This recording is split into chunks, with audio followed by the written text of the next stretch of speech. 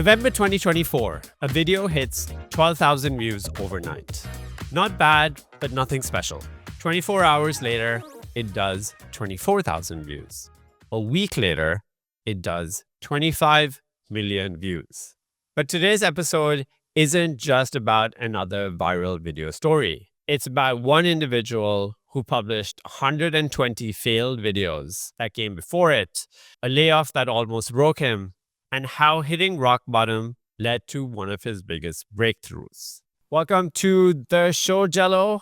And hi, Ken. How are you both doing today? It's going to be an interesting story MDI episode again today. Hi, Usman. Hi, Ken. I'm doing good, but I also feel quite nervous because, for those who are watching right now, if you don't know, I'm the main editor of this podcast. So I know how Ken and Usman, have this conversation with their guests about business and stuff. And I'm just worried that if they talk to me that way this episode, I might look stupid because I'm not a business person. But anyhow, yeah, let's go. I don't think so, Jelo. But go ahead, Ken. How are you doing? Good. I've had the pleasure of working with Jelo for a while now, mainly through ClickUp. So it's good to catch up like this, and been really impressed with his work, and so really excited to tell the story. Yeah, so disclaimer before we get started. Jelo works at one of the portfolio companies at HOV now, which has spun out recently, called Startup Gag. And this is the story about how Jelo built it. But to give it some context, why don't we start all the way back? So Jelo, you told me before the episode started, like shooting videos, cinema was something that you were always interested as a kid, but you studied computer engineering. Like, what happened over there? How come you didn't pursue cinema, weren't doing like video and shooting stuff at uni? Like, you want to tell us a bit about like growing up with that? Okay, yeah. Ever since I was 7, I've always wanted to, shoot videos with my brother.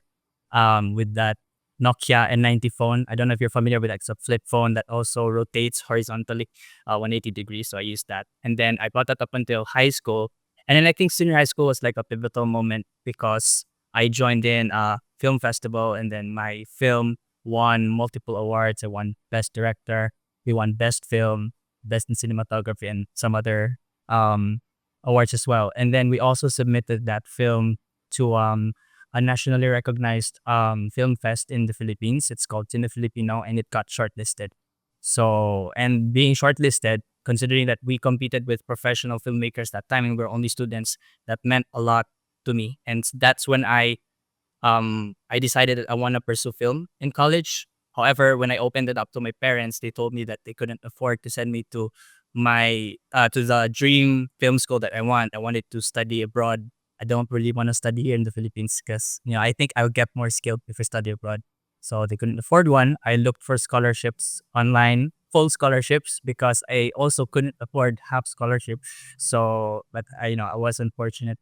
So then my parents told me that I should just get engineering course. So Asian things, engineering, law, doctor, something. So I chose computer engineering.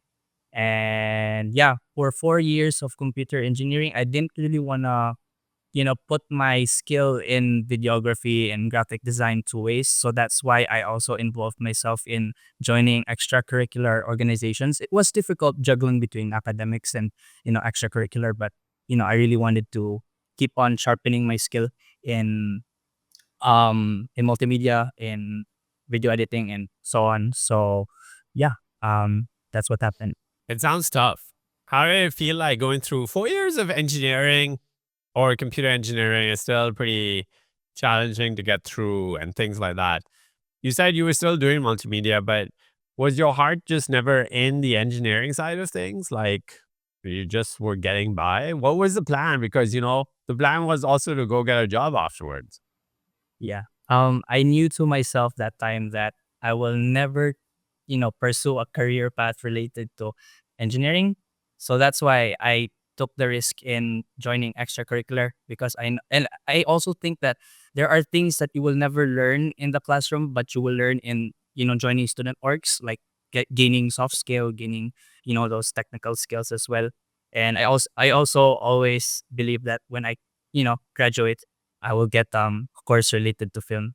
So that's why I joined the orgs. And yeah, computer engineering was not really that tough. Although I didn't like the course, but hey, not to boast, but I'm quite good in academics, in math. I love math. So yeah, I did graduate with Latin honors actually, but Oh, um wow. it wasn't really something that I you know yeah. So I still ended up being right now I'm a multimedia designer. So yeah. One thing I find interesting about the whole story is how it's like typical Asian parents. I had a Japanese mother, and they give you the traditional advice because that's what worked for their generation. And it ends up being probably the wrong decision for the upcoming generation. And like, so I'm doing one project where I'm helping a Vietnamese, like helping, I'm talking to a lot of Vietnamese development outsourcing companies, and there's a lot of people unemployed that are developers in Vietnam right now. Like the market used to be great for them a couple of years ago. Now it's really dry. And the people that I see, I work with some people that create videos and like are really good at creating viral videos. And man, they're just killing it. Like all they need to do is a camera and a bit of creativity. And like there's not enough work for them and they're just printing money. And it just, you know, I think that the world is shifting now. And like these people that are doing things like you're doing are really going to be valued. Nice. Yeah.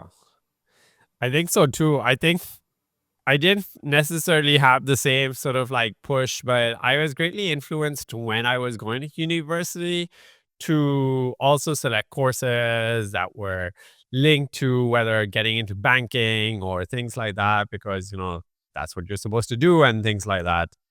But what was interesting is that, when you came through, so for full disclosure, then you sort of like, how did you stumble into a job at HOV in 2022? Because I don't remember whether I interviewed you or not. I think I was fourth year college that time. We were required to undergo on the job training for at least 3 months. So, my former design manager, we had like a connection with her. So we asked if High Output Ventures or HOB is open for internship, and then she said, "Okay, we're opening internship for design." So that's why I applied there, and then I got in. Um, Oh, so you came and through the interns program. yeah, I started as a UI UX intern. So Right. it's design, so it's quite interesting, but it's also not really aligned to what I want. Right. Yeah. I don't know whether you know this, Ken. Like, we've hired several pretty smart people in the Philippines through these programs. You need to be a little more plugged into the local ecosystem to get the awareness of it, get the school approved to come on the thing. But actually, it's great. We've also, like Jelo, like you heard, came through it, but we've also hired several great developers through this program. And yeah, it's a really interesting pathway to get through. Cool. So then you join HRV. You come through your interning, and then you sort of like, I think we see some of your work, and then you get regularized after your internship, right? And that's your first job out of uni. Yeah, actually, the story there was I was offered the position for UI UX, so for absorption, and then that time I was like, oh no, I don't really want UI UX. So I just told my manager at the time that I might not accept the job because I really want to pursue film.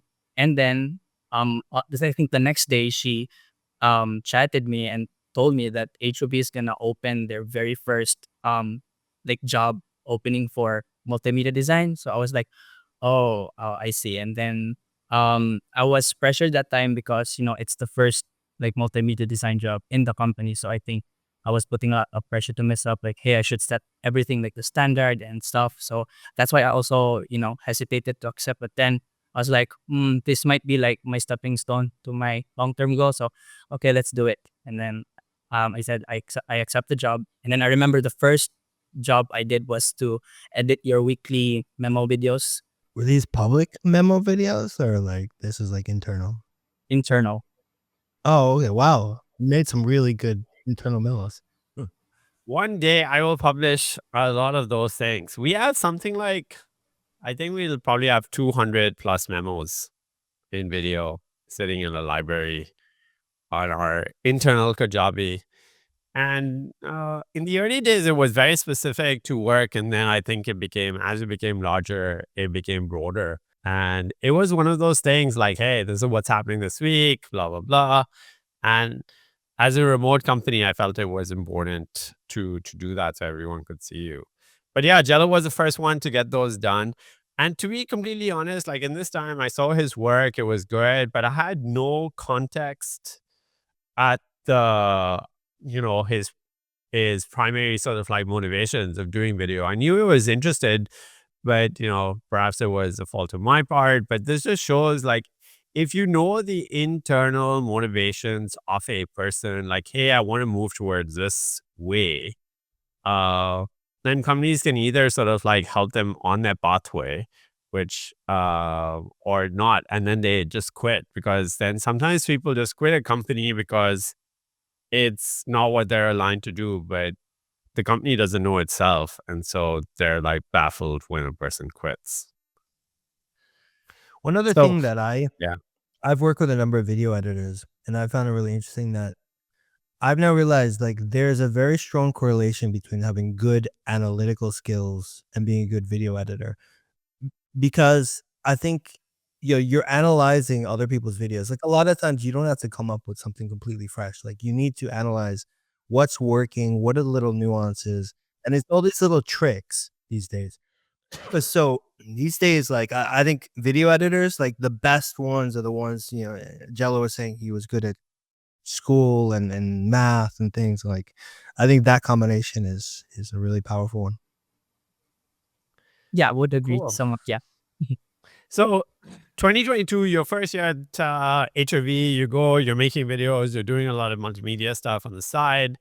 And we'll fast forward to that because 2023, something pretty major happens with your team, which has grown considerably. So for context, uh, as HRV was scaling in those days, we started to add a lot of team members to the core team. These team members were helping a lot of the portfolio company, and at the beginning of 2023, we had grown too large. And what I did was that I spun out each one of the divisions as their own company: engineering, design, and biz ops, and all of these things basically became their own sort of like entities with their own P&Ls. And I was like, okay, now you guys have to sort of like make do with yourself and get going. So how was that, Joe? Because I know that was a substantially sort of like difficult transition for you to make. Yeah. Um to give more context, I think in the design team, I think when I entered HOB, we were only four back then. And then 2023, when these departments turned into agencies, so our design department turned into a design agency, I think we were around 15. So that was a lot already, big growth. And then I got the news that we are to become a design agency. So I was like, okay, let's do this. Really didn't think about, how difficult it would be to not run, but to help, run a design agency. And then somewhere around mid 2023, when we started to struggle looking for clients who would pay us, I think that's when I started to see, oh no, I think what did we get ourselves into? And then I have also observed that there was some leadership problems as well, and then things that I think people should be more concerned about, like the business side of things. And also, I think we weren't really doing enough. We couldn't find clients. We couldn't. And then when we tried to do things, I think it was not convincing enough. You know, it doesn't really give value, like the things that we did as a team. So it just felt like every day we were doing things that didn't really make an impact. So that's when I started to feel scared because I was like, man, I think we're gonna sink. I think our agency's gonna shut down anytime now, and people might lose their job. And then I think a month after that, we actually even had that, outing with the company. So we were still very, very happy that time. And then after the outing, we got the news that, people are gonna get laid off. Like, I think even more than half the team got laid off. And I've been with with those guys for years, and then to see them leave, um, because they got laid off, it really hurt me so much, and I took it very negatively to myself. And I remember that time I was only trying to understand myself. I didn't layoff was very new to me that time. Like, I didn't know it even existed before it happened. When it happened, it's like, oh, what makes it different to firing people or something? I was, thinking that way. And then yeah, I ended the year. It was Christmas, but it was a blue Christmas for me. Very, I was so impacted with my teams leaving. And then I think by that time when the design agency got shut down, we were like sent to another agency. It was a branding agency. So that kind of like gave me hope that yeah, I might do well here. But then again, the same thing happened. So yeah, it was a pretty tough year overall for me. Um Yeah. I think but the following year I was really, Yeah. you know, Before I before you yes, get to sir. the following year, like, Ken, listening to this is like, because this is all happening with people in the company that you're sort of like running or portfolio companies.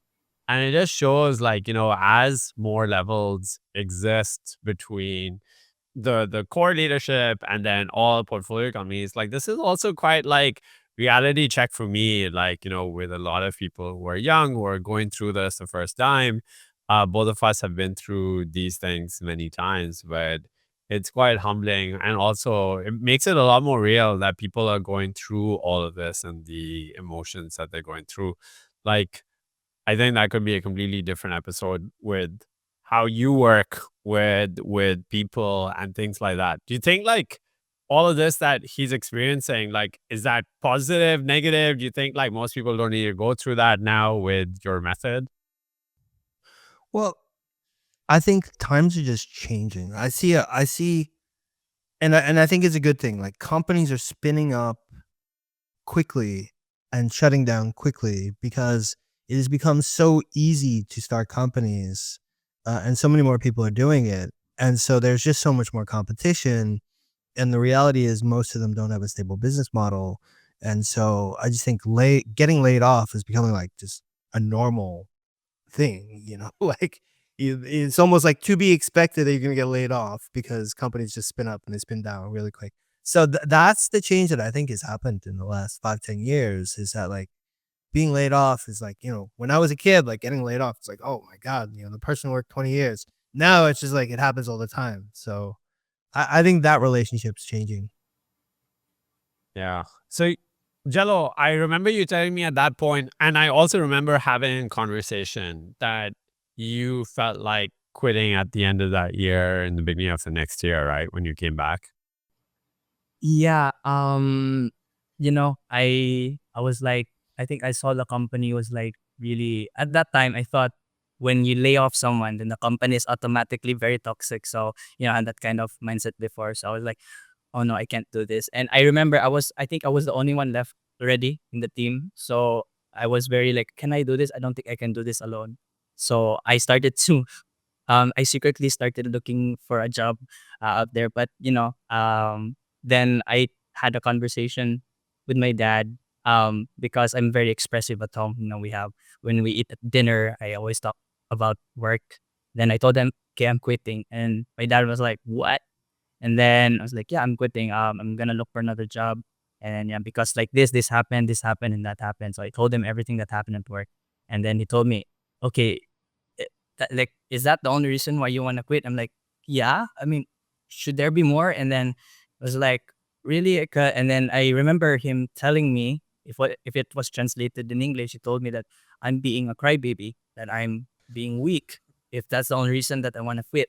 And me, I always thought myself as very resilient. So him telling me I'm weak hurt my ego a lot. So I was like, excuse me. And then I think at that point, I was filled with anger as well. I felt invalidated, but at the same time, because my ego was hit, I want to prove him wrong that I'm not weak. So that's why I decided to, okay, I'll stay. I'll stay in HOV, and then I talked to Usman about it, and then yeah, that was it. And I think things started to change for the better, because I'm also the type who, I react first, but then at some point I'll reflect about, what people say about me, and then I think I do some change of things to myself, like my mindset, especially, and then I think by that point things started to change a little better for me.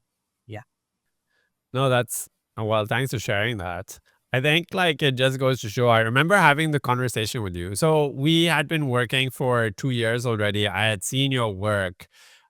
And I remember telling you, like, all right, figure out like which, because I think it comes back to Ken's point as well. Like, from a skill perspective, I had seen how it was much easier to hire for the other skill sets, but video editing as a skill set, like Ken said, was a confluence of factors. Someone had to have a relative artistic sort of like eye. They needed to be relatively analytical. They needed to have the core skills of doing this. And at that point, of course, I didn't know any of this, but it was just a hunch that, all right, Joe comprises of all of this. And I think that pushed me at the start of this year to spin out a new sort of like thing, which I've been running now nearly for a year, which was that in 23, given Ken's context, several agencies spun down, were reduced, and there were some sort of like people that were left over.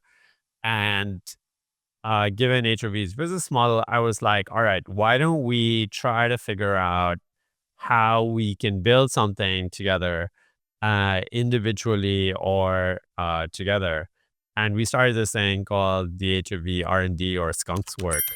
And that's basically what we do as a venture studio. We partner up with people and we work towards trying to build something together. And so that was the thing. So January 2024 we got started, but building your own thing was also not easy, right, Jelo? Yeah, it wasn't at all. I think R&D started around, I think it started in January 2023, but it became like the R&D, like officially R&D around mid 2023. And then I think we started with experimenting on your videos in LinkedIn. I remember editing some short videos and then your tip videos. So that was tough. And then we just kept on experimenting on a lot of um content. That kind of stressed me out as well because I remember, when we started the daily sync up, that was very, new to me. Having to show up daily. So I think that was difficult as well on my end because there's this pressure that I have to do this and do that. And then I remember, that I have to like pitch a fully baked content with you. And then I remember presenting a lot of content and then they just keep getting rejected and rejected. So that kind of like hurt me as well. And then, kind of like shaken my, like the belief in myself that I can, do great things. But eventually I think we developed our system more, like our workflow, like how I come up with ideas until such point. I think I remember we decided to like, hey, why don't we try memes? I think somewhere I think May or yeah, May, somewhere May or June. And then there I gave you like the first meme and I think it went kind of viral that time. I remember that meme where they were like developers writing at the like drawing something like behind like at their back, that meme. And then I was like, oh, okay, so this is working. And I think by that time we started making more memes and more memes and more memes until I got this like large library of memes that weren't really published. And yeah, I think that time you told me to start something, create something out of the unused memes that I have. Yeah, I So think like it's interesting. So this all just happened earlier this year, Ken, and you're probably seeing this as well. I was experimenting with a lot of video at this time, and the whole deal was Jello was trying to figure out like, okay, how are we going to use our things? I was very inspired by the business model of viral cuts and things like that. So we tested out a bunch of stuff at that point. And then at the end of the day, he started to create memes and I started posting some of them which were relevant to my audience in LinkedIn. And yeah, then those things. I think he started to enjoy himself as well, right, Jello? Like, I think like doing memes, creating those videos, and I think like the best part was that you get instant feedback. And I think this is the core part for anyone who's starting a business today, which is that the faster your feedback loop is, the faster you're going to learn. And yeah, then take it from there. And so, cool. So you started doing these videos. I still remember, yeah, we started somewhere in May, June this year. You started publishing, and then you keep publishing your videos for a while. One or two pop off like 10, 15,000 views, but nothing works. And then I still vividly remember somewhere in September or October, the YouTube algorithm did not like you anymore. Mhm. Yeah, I remember that. So I think I started posting daily on YouTube for the channel Startup Gag the Memes around end of July. And then um the first video I posted got 15K views. So I had 0 subscribers back then. So I was like, oh, if a channel with no subscriber gets 15 with its first video, I think this is going well. And then I posted the video the next day. It barely got 100 views. So that's when I realized, oh shoot, this is difficult. And then yeah, but even if it was difficult, I committed myself to just keep on posting daily, even if it was hard. It was hard because you have to think of content daily, even if it not necessarily original content. So but looking for really good content online, it was also difficult, and then I have to do that on a daily basis. So I did that, and then I think I was no, I think for the first month I only got 1 hit, and then on the second month I got around 2 hits. But it's not, if you look at like the total, like the entire graph, like the trajectory of the of growth, it wasn't good. Like it was flat. And then there are like outliers there, and then they don't really count that much. And then I think there came a point where I kind of like got the algorithm already. And then suddenly, somewhere mid like in the second month of Startup Gag, I started getting 0 views. Like it happened for like almost 2 weeks. And then I was like, I thought I was doing great, and then all of a sudden I'm getting 0 views. Like what happened? So that time I was on the verge of, not breakdown, but I started thinking again, oh God, I've been through a lot. I mean, I hope this works, because if this doesn't work again, like, will I have a job? Or like, will HOB still, invest in me? Because, I don't know anymore. A lot of the things in my like years of working in HOB failed. And if this fails, I don't know if I can take more failure. So that time I was like, oh no. Um, and then I started to, think again of, applying for another job just in case. So yeah, it was funny, really, really funny. But then I think after that, you know, like that week, 2 weeks of 0 views, then I get, the video started to get views again, like 400, but barely 1K. But that was like something good. And then I think around November, first week was very life changing. I uploaded one video, and then it performed, I think, 2K in the evening, and then the next day I saw it was at 12K, and then in the afternoon, I mean, 12K wasn't new anymore. Like it wasn't something surprising or significant for startup gag, so I just ignored it. And then by afternoon, when I checked out the video, it was around 24K. So that was the first video that reached 20 plus K views, like the first, and that was the 121st video. So whoa. So I didn't really expect that much yet. So I thought it was just gonna stop at 20 something K. And then in the evening, I saw it was already around 40K evening. So like, oh, good, good. But then I didn't expect again for it to, increase the next day, because usually the shelf life of my YouTube videos is just 2 days. And then after 2 days, it will no longer increase. But the next day I checked out, it was around 200K. So I'm like, oh yeah. Just to give more context, I actually gave myself a goal that before the end of the year, I must reach a total view of 3 million and at least 500 subscribers. So that time I barely had 80 subscribers and the 200K. So, and then Monday came, it doubled, it became 400K, and then Tuesday, and then Wednesday, until it just didn't stop. It reached 1 million, and I'm like, dude, I'm getting close to my goals. And then I think around 2 weeks after, then I reached my, 3 million, first 3 million. And then my first 500 subscribers. And then right now, if I check out the video, it's still increasing. So like the views and also my subscriber. So I was very thankful. Like from my goal, like 500 subscribers and 3 million views, I actually reached almost 30 million now, and then 8,000 subscribers. So like it far exceeded my goal. So I'm very, very happy about it. Yeah. Well, one thing that really resonates about that story. So I post a lot on Substack, and I was posting for a while, and it was getting a little bit of traction, but not a lot. And then I got my first kind of semi-viral post, and I've seen how things have played out since. And now I call it like putting out fishing nets, because when those things spike up, they also kind of tail off for a long time. And so at least on Substack, like I'm continuing from that one post, even though it was over a month ago. Like you're still getting people subscribing and whatnot, and it ends up even being a faster rate than the rest of all the work that you're doing organically.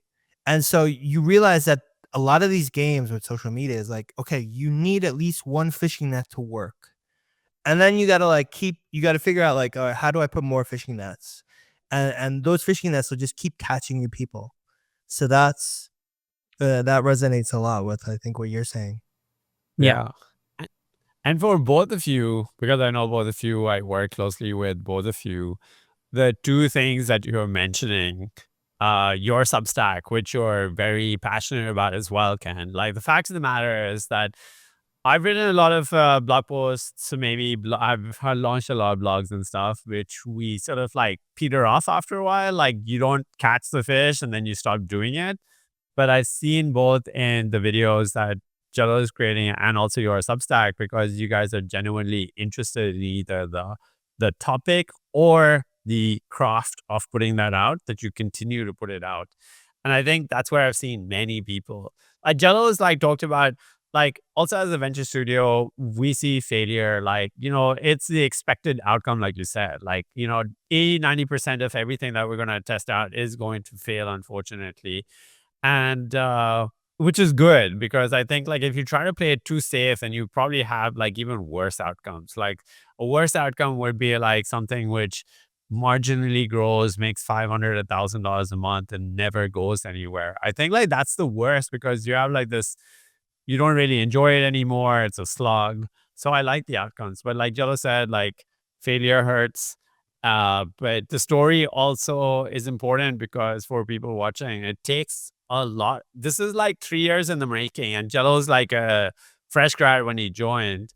And even over there with all the resources and everything that is available, yeah, you still have to keep plugging at a skill at a place for a very long time until you get these things. And you might be very fortunate and get it earlier. But I think like the 3 years prior to November 2024, like shaped him. And I'm pretty excited about what 2025 is going to look like now.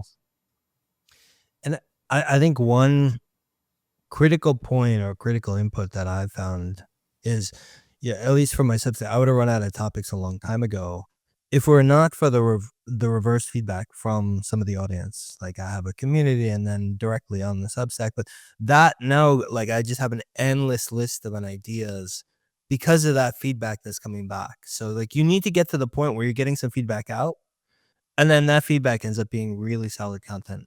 Yeah, I agree. I mean, like based on my experience, I post daily, and I think the beauty of showing off daily, posting daily, is you get feedback really fast.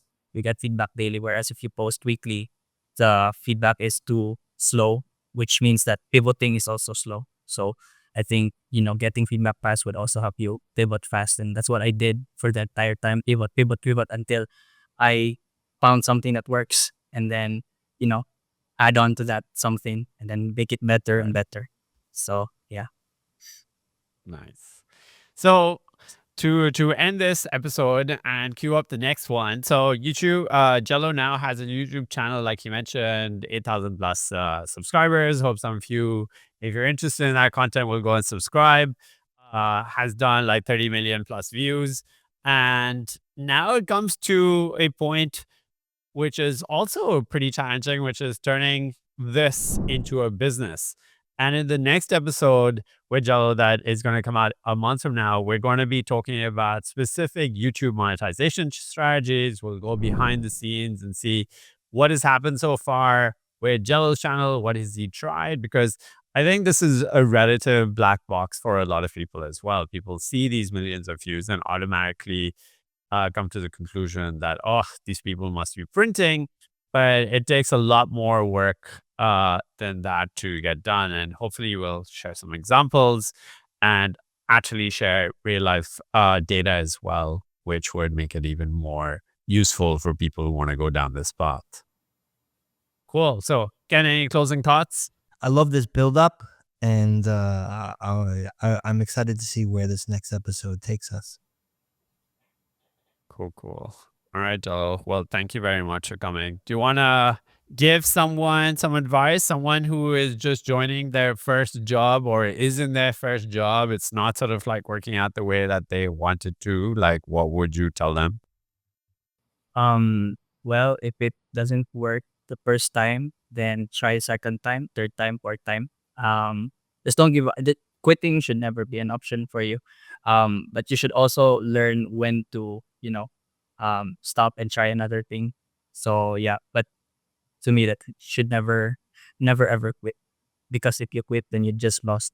So yes, go guys. Well, that's a HRV core value right there. Never give up. So yeah. Well, thank you very much for sharing your story. I greatly enjoyed this. It also gives me a lot of context as someone who is hearing from the ground up as to what realities happen, especially when some of our portfolio companies shut down and things like that. So thank you for sharing, and excited about the next video. Until next time then, see ya.